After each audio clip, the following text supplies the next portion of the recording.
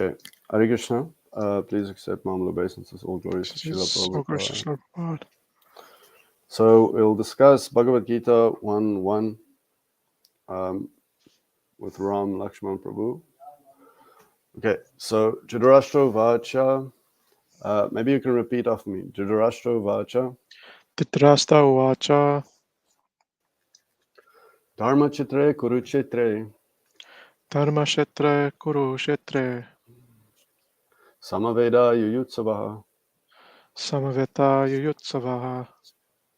Mamaka Pandavaschaiva. Mamaka Pandavascha Chaiva. Kim Akurvata Sanjaya. Kim Akurvata Sanjaya. Okay, so because it's our first discussion, we'll just do the word for word as well. Drtarastra Varcha. You can repeat. Drtarastra Varcha. Drtarastra Uvacha. King Drtarastra said, King Dhritarashtra said, Dharma Chitre, Dharmashetre, in the place of pilgrimage. in the place of pilgrimage. Kurukshetre, Kurushetre, in the place named Kurukshetra. in the place named Kurukshetra. Samaveta, Samaveta, assembled. assembled. Yuyutsavaha, Yuyutsavaha, desiring to fight. desiring to fight. Mamaka, Mamaka, my party sons. my party sons. Pandava, Pandava, the sons of Pandu. the sons of Pandu. Cha, Cha, and and Ava, Eva, certainly. certainly. Kim, Kim, what? what? Akurvata, Akurvata, did they do? did they do? Sanjaya, O Sanjaya. Sanjaya, O Sanjaya. Okay, translation. Dhritarashtra said, O Sanjaya, after my sons and the sons of Pandu assembled in the place of pilgrimage at Kurukshetra, desiring to fight, what did they do? Please repeat. Dhritarashtra said, Dhritarashtra said, O Sanjaya, after my sons and the sons of Pandu after my sons and the sons of Pandu assembled in the place of pilgrimage at Kurukshetra, assembled in the place of pilgrimage at Kurukshetra, desiring to fight, what did they do? desiring to fight, what did they do? Okay, you can read the purport. Thank you. Bhagavad Gita is the widely read theistic science summarized in the Gita Mahatmya, glorification of the Gita. There it says that one should read Bhagavad Gita very scrutinizingly with the help of a person who is a devotee of Sri Krishna and try to understand it without personally motivated interpretations. The example of clear understanding is there in the Bhagavad Gita itself, in the way the teaching is understood by Arjuna, who heard the Gita directly from the Lord. If someone is fortunate enough to understand the Gita in that line of disciplic succession, without motivated interpretation, then he surpasses all studies of Vedic wisdom and all scriptures of the world. One will find in the Bhagavad Gita all that is contained in other scriptures, but the reader will also find things which are not to be found elsewhere. That is the specific standard of the Gita. It is the perfect theistic science because it is directly spoken by the Supreme Personality of Godhead, Lord Shri Krishna. The topics discussed by Dhritarashtra and Sanjaya as described in the Mahabharata form the basic principle for this great philosophy. It is understood that this philosophy evolved on the battlefield of Kurukshetra, which is a sacred place of pilgrimage from the immemorial time of the Vedic age. It was spoken by the Lord when he was present personally on this planet for the guidance of mankind.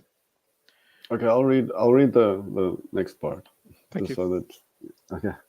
The word Dharmakshetra, a place where religious rituals are performed, is significant because on the battlefield of Kurukshetra, the Supreme Personality of Godhead was present on the side of Arjuna. Dhritarashtra, the father of the Kurus, was highly doubtful about the possibility of his son's ultimate victory. In his doubt, he inquired from his secretary Sanjay, what did they do? He was confident that both his sons and the sons of his younger brother Pandu were assembled in that field of Kurukshetra for a determined engagement in the war. Still, his inquiry is significant. He did not want a compromise between the cousins and brothers, and he wanted to be sure of the fate of his sons on the battlefield. Because the battle was arranged to be fought at Kurukshetra, which is mentioned elsewhere in the Vedas as a place of worship, even for the denizens of heaven, Dhritarashtra became very fearful about the influence of the holy place on the outcome of the battle.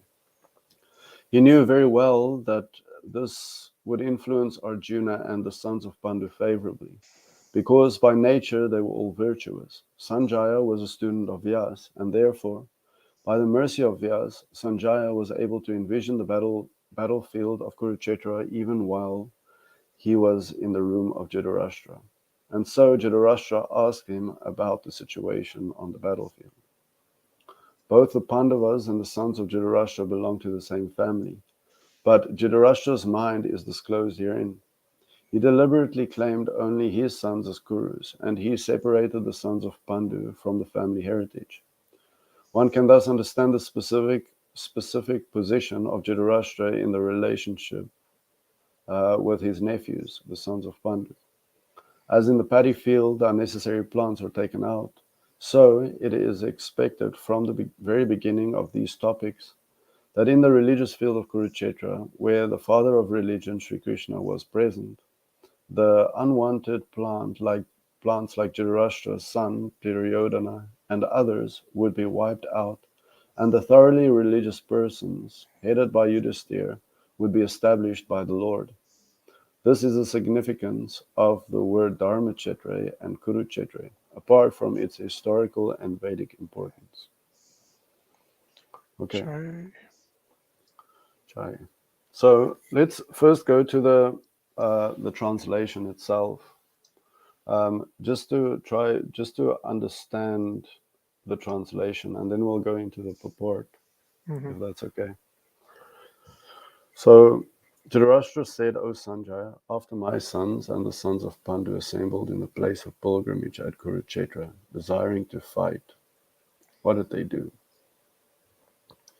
So what I understand is that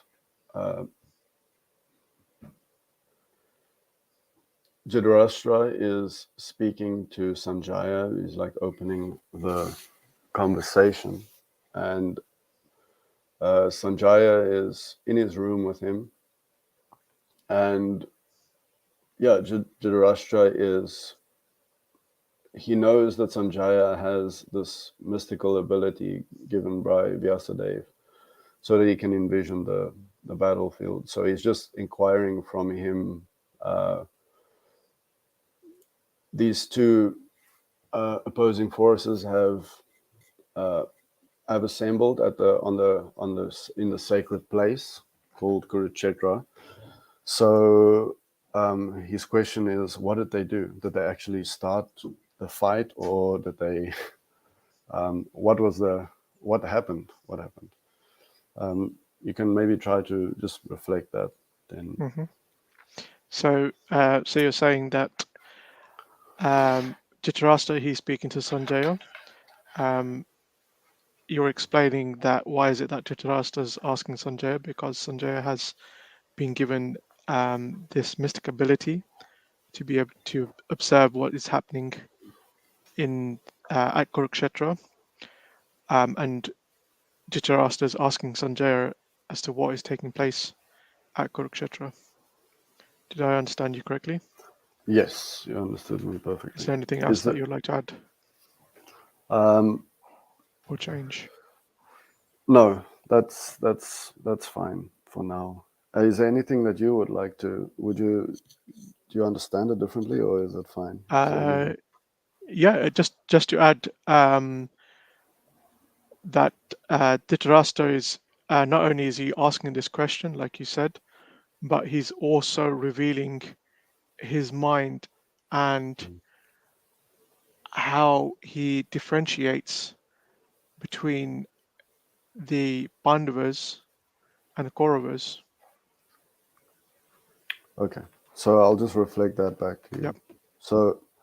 So you're agreeing with what I say, and you're just adding that this question by Dhritarashtra reveals his mind as well. Like he's making a distinction between the two, between his sons and the sons of Pandu.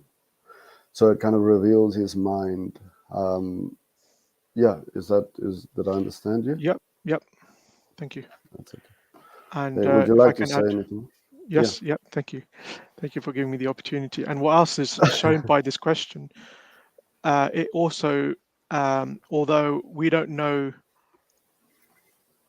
um, it's subject to interpretation, um, but the nature of this question, him asking, what did the Kauravas and what did the Pandavas do at this place of Kurukshetra?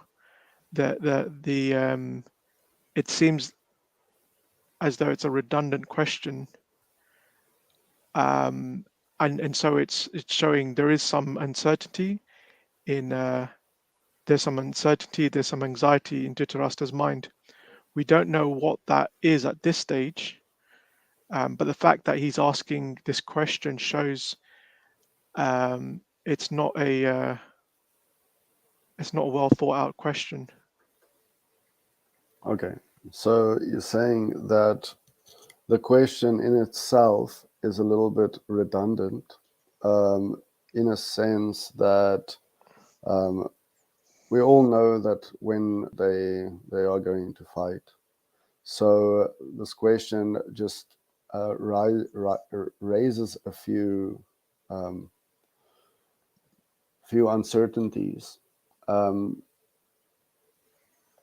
about, yeah, like Dhritarashtra's uncertainty of what was, or his confusion of what was happening on the battlefield. Maybe I Sorry. Um, yeah, just clarify. Sorry yeah. about So thank you for understanding or trying to understand me. So the point I was making was that he's asking this redundant question, like you said, that they've come to a place, a battlefield. They've prepared to fight. They've prepared for a battle. Um, Dhritarashtra is asking them that they are designed to fight, and then he's asking them, so what do they do? So it seems like, why ask such a question? it. But because he's asking such a question, it seems like it's quite a fundamental question to ask. That is it worth asking? What if they were designed to fight? Then what did they do? So it seemed like, why would Dhritarashtra ask this question unless he was uncertain about something, unless he was in anxiety about did they actually fight or not? Because it seemed that he wasn't so sure about that did it actually take place or not. Okay. Yeah. So so thank you for clarifying. So it just, the question itself, it states here that the parties desired to fight. So with a strong desire to fight, the next part of the question is, what did they do? So that kind of, it opens up the um,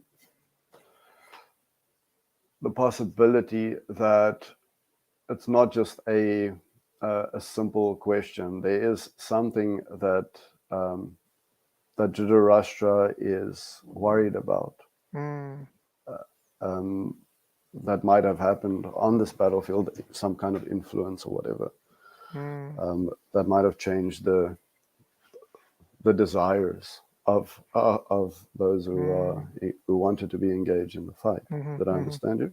Yep, that's it. Thank you. Okay, thank you very much. Okay, is there any doubt that you have, or any, is there any, Questions yeah, any in this question, like etc. designed to fight. any word that you need some clarification on?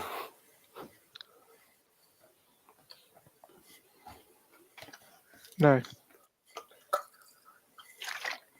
Do you have any doubts? It's something it's always nice to know a little bit more about Kurukshetra, right? So the question is, what is this place, Kurukshetra, and why is it a place of pilgrimage? Good That's question. kind of, yeah. Very good question. So your question is, your doubt is that they are at this place, a pilgrimage site, which is called Kurukshetra. What is the significance of the place? How did it come about being known as a holy pilgrimage site? Right? Yeah, yeah, I Do you have understand a that. light on your own question? I do, but you'll have to give me 1 minute to find the reference, Yeah, and yeah, I'll go quickly for it. get it for you, and then, okay, just hold on.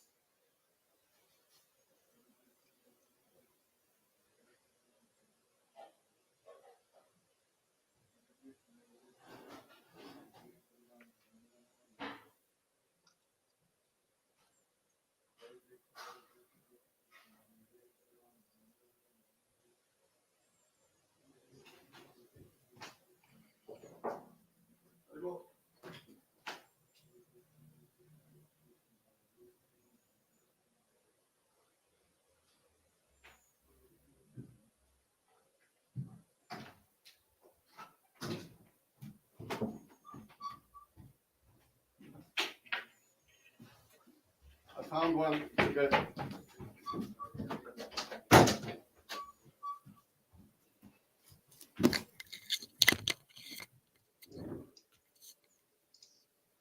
Hare Krishna, Prabhu. Sorry Gauranga. about that. So I can't find my copy of this book, but this is such a, I don't know if you, sorry, see this book? Stories from the Oh, Puranas. Okay. yeah. I just want to, I found something really interesting in here.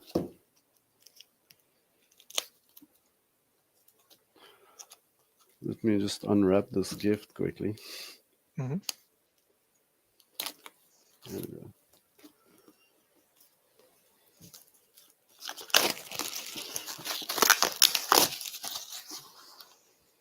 Okay. So, in the beginning of this book, it says here, so the title, The Birth of King Kuru and the Origin of Kurukshetra from the Vamana Purana. So, if you allow me, can I read you a little bit about Yeah, go for it. Kurukshetra? Okay. Lord Vishnu said, at the beginning of Satya Yuga, a powerful king named Riksha was born in the dynasty of the moon god.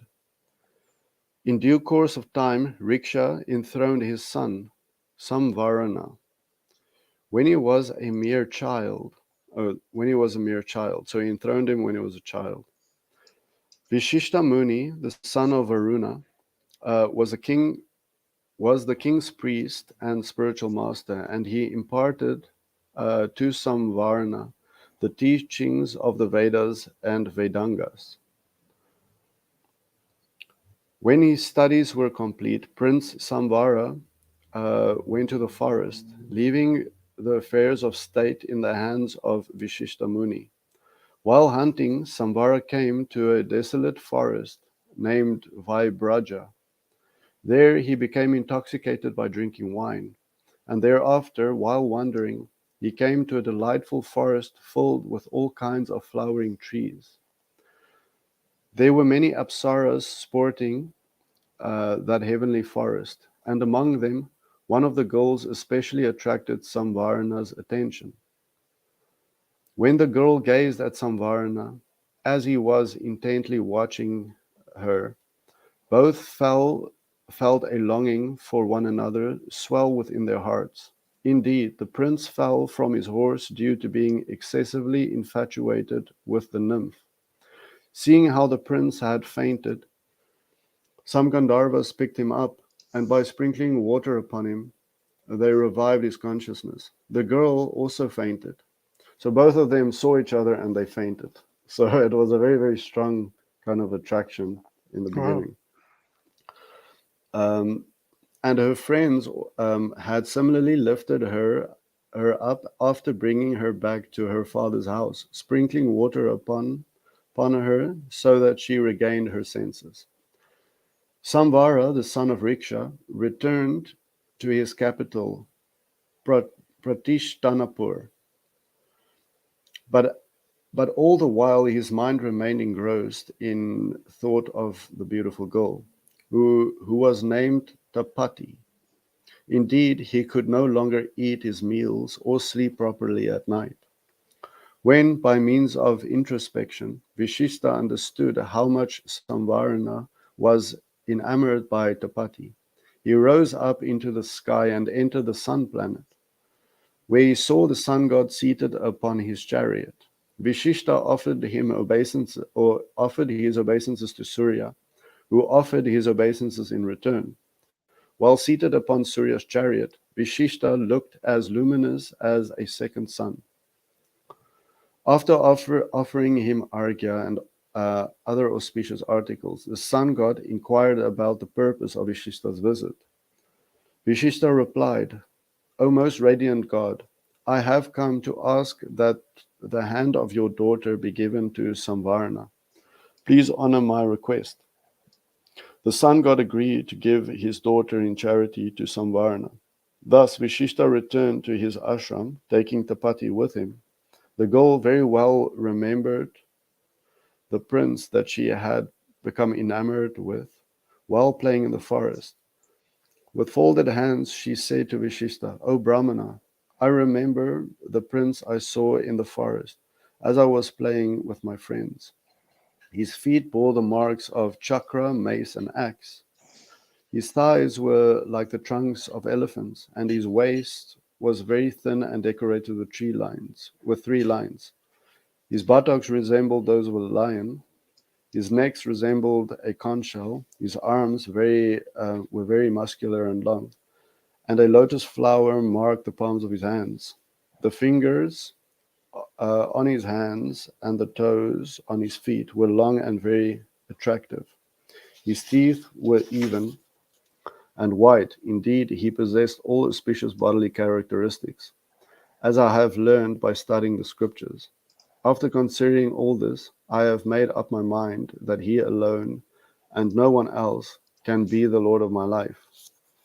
Vishishta went into a trance of meditation, and in this way he was able to ascertain that Tapati's attachment to Samvara was genuine. Vishishta said, O dear daughter, the prince you saw in the forest is the very person for whom you have been brought. His name is Samvarana, and his father is Riksha. He will arrive at my ashram shortly.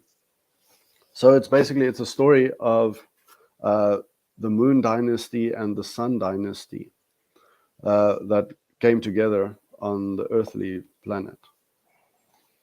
So okay.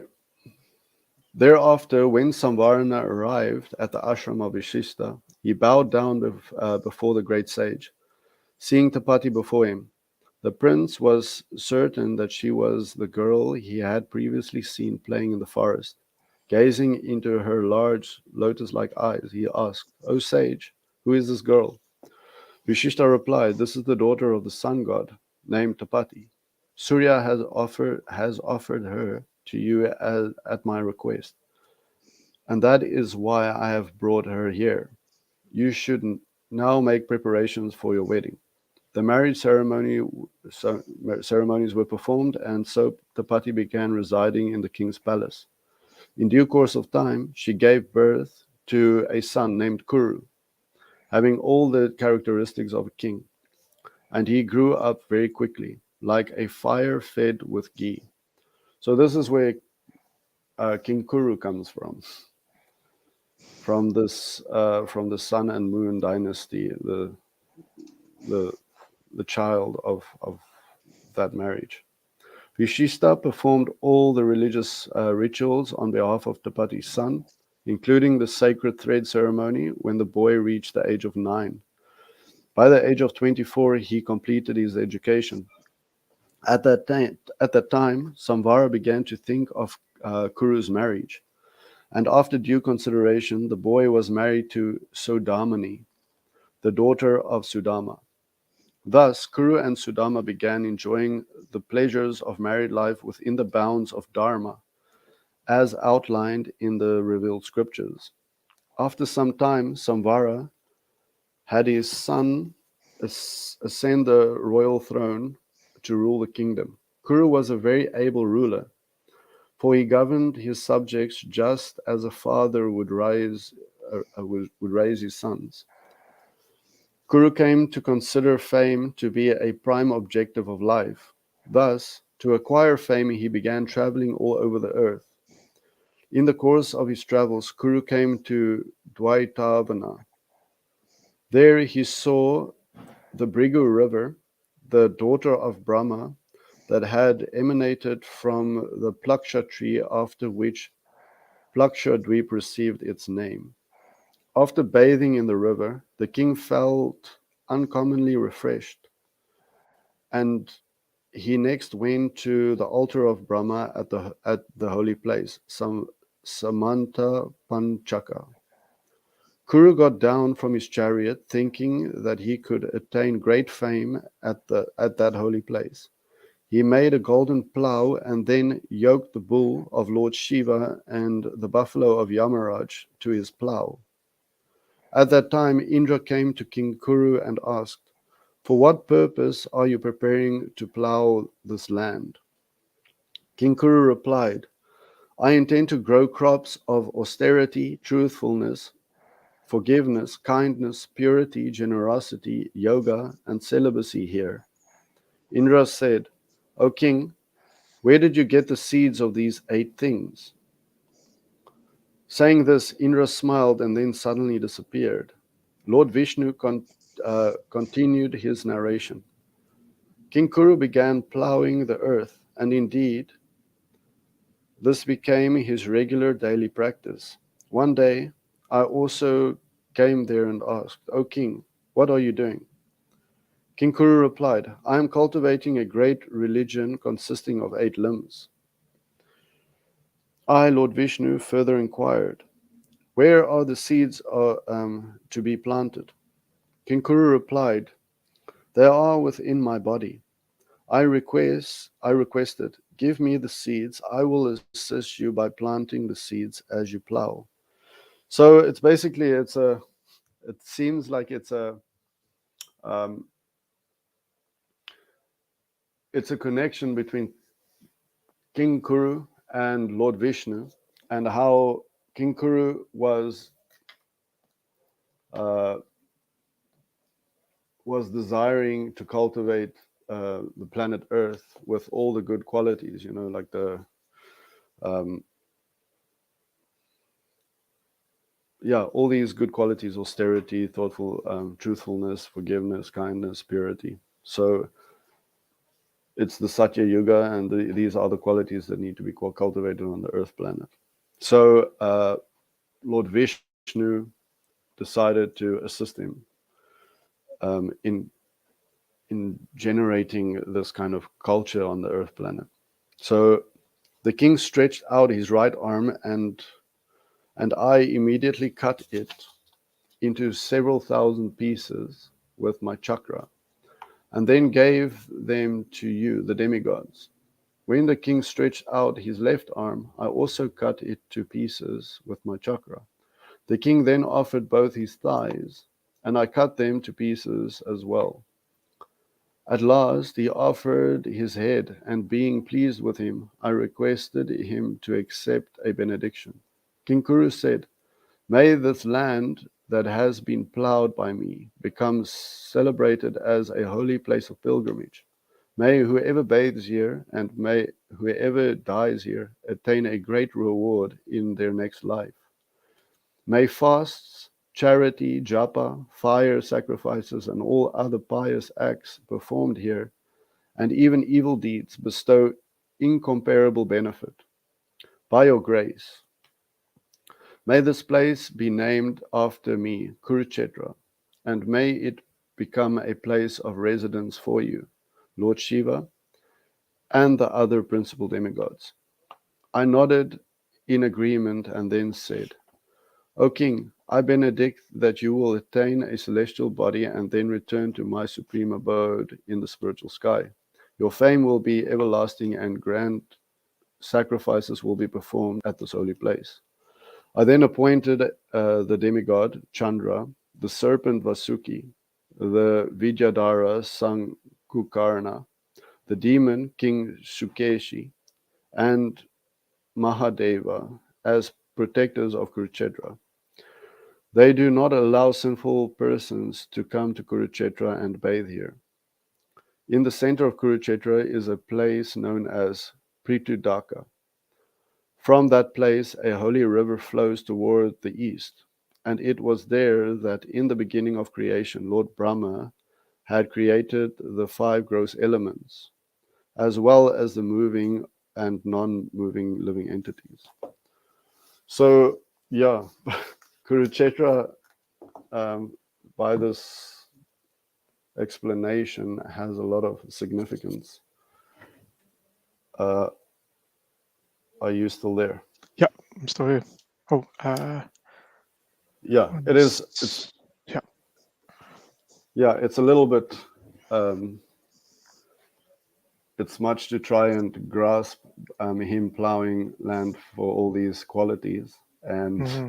um, his limbs being cut off into thousands of pieces by Lord Vishnu. But it's Mm-hmm. yeah, it's basically Lord Vishnu narrating this in the what is it Varaha in the Purana, did you say? Varaha? Yeah, Varaha Purana. Yeah, so it's a yeah, it just gives us a little bit of background.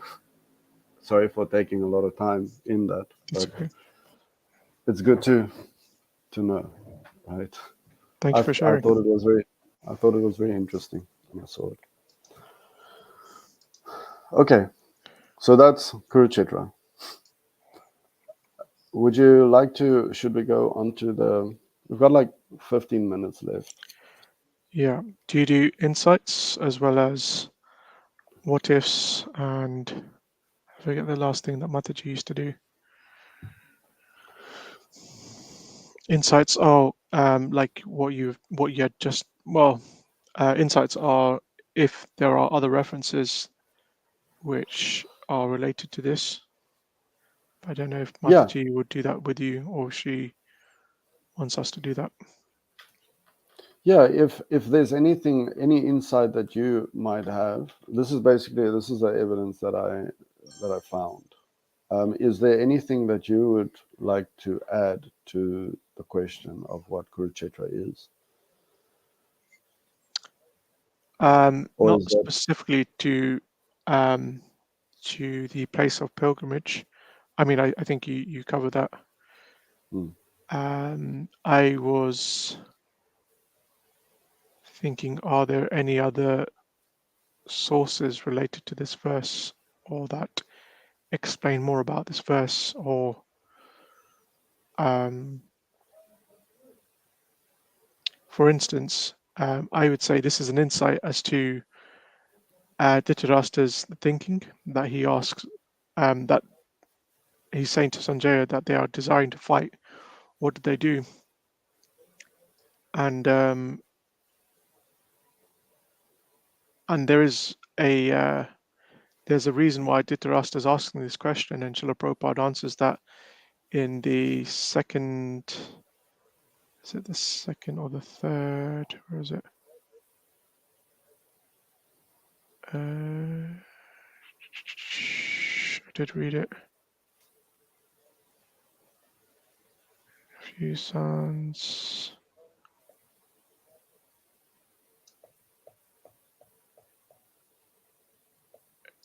Yeah, so if it's in the, let's see, third paragraph, and it's halfway down, where Srila Prabhupada says, still his inquiry is significant.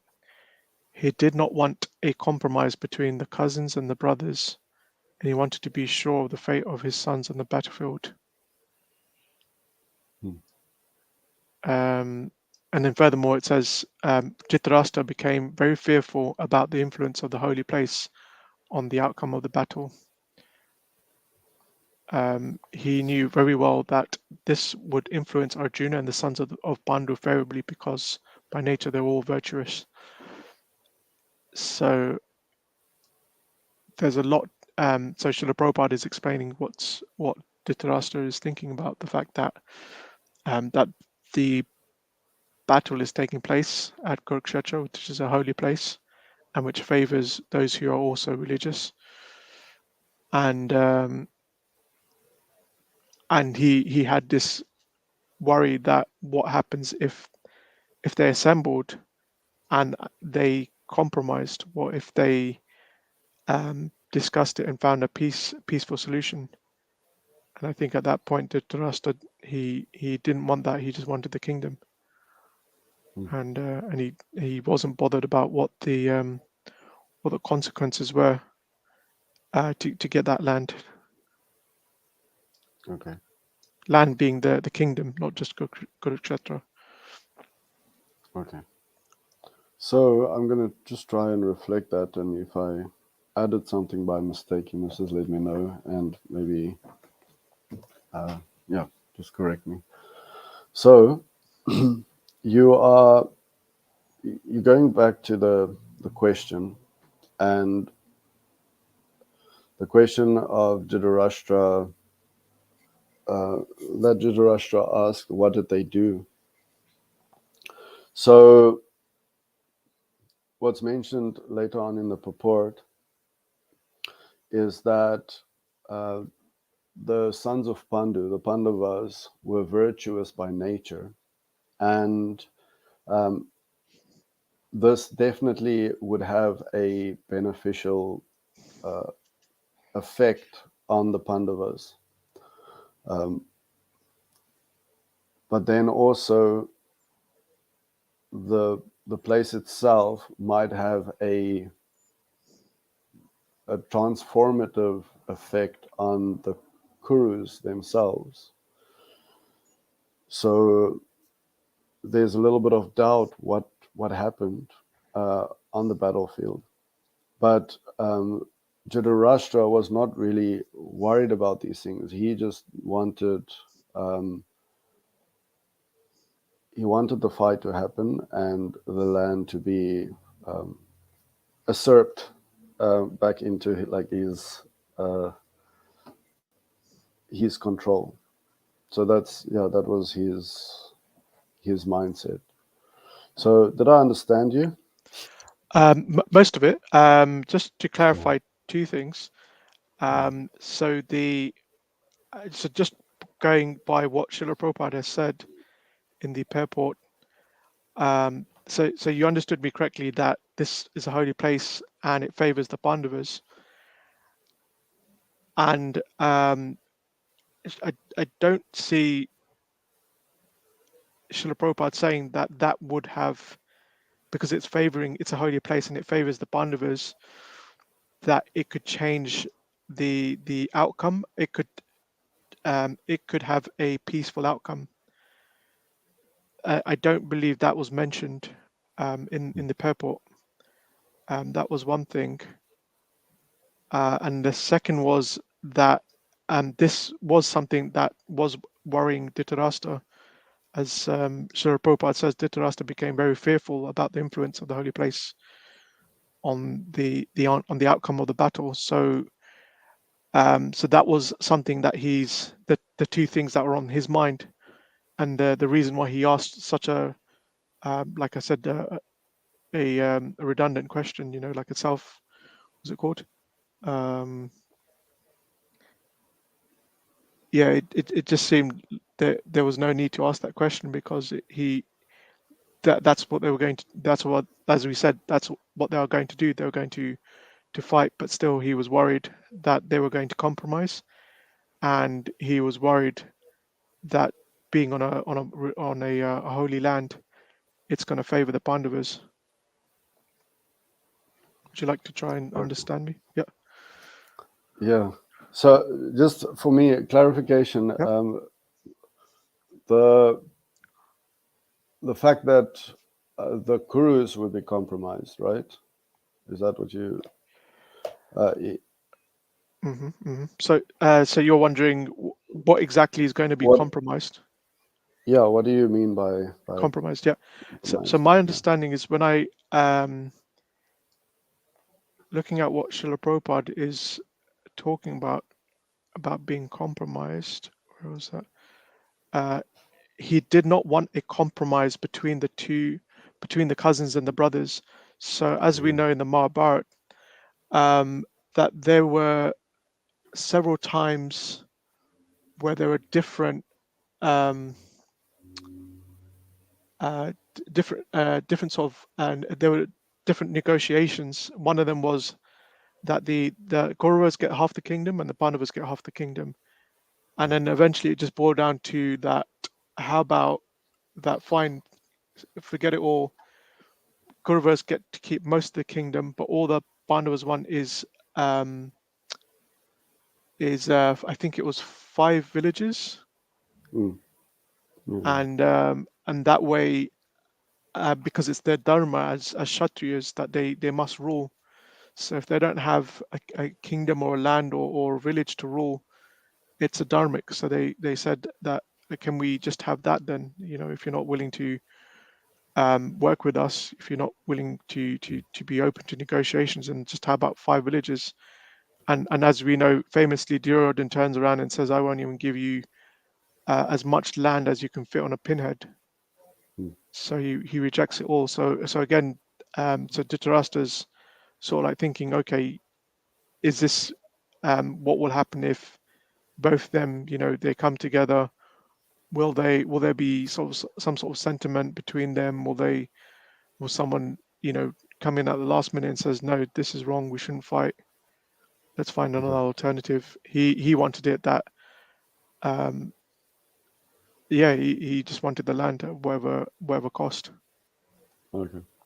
Okay. Thanks for clarifying that. So the Yep. compromise that you mentioned is basically on the battle, just before the battle starts or started.